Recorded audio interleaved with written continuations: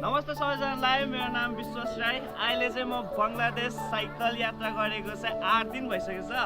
अनि 8 दिनमा चाहिँ म पुगिसकेँ गोपी कृष्ण मन्दिर। देख्न सक्नुहुन्छ बङ्गलादेशको सबैभन्दा ठुलो मन्दिर है त। अनि हिजो राति चाहिँ म यहाँ पुगेर एक दिन चाहिँ बसेँ अनि एकदम राम्रो लाग्यो। जस यहाँको मान्छेहरू पुजारीबाहरू मलाई खानु बस्नुको सबैको सुविधा गरिदिएको थियो। अनि आज चाहिँ म यहाँदेखि निस्किएको छु। अनि बङ्गलादेश पुरा साइकलमा 1 महिनाको जर्नी हुँदैछ है त।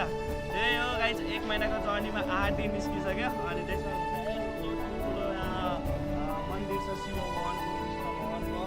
अनि त्यही गाइस, अहिले चाहिँ म साइकलमा पुरा आफ्नो नेपाललाई चिनाउनुको लागि यात्रा गर्दैछु आफ्नो झन्डा प्लस। अनि म जुन चाहिँ देशमा यात्रा गरिरहेको छु उहाँको झन्डा बङ्गलादेशको।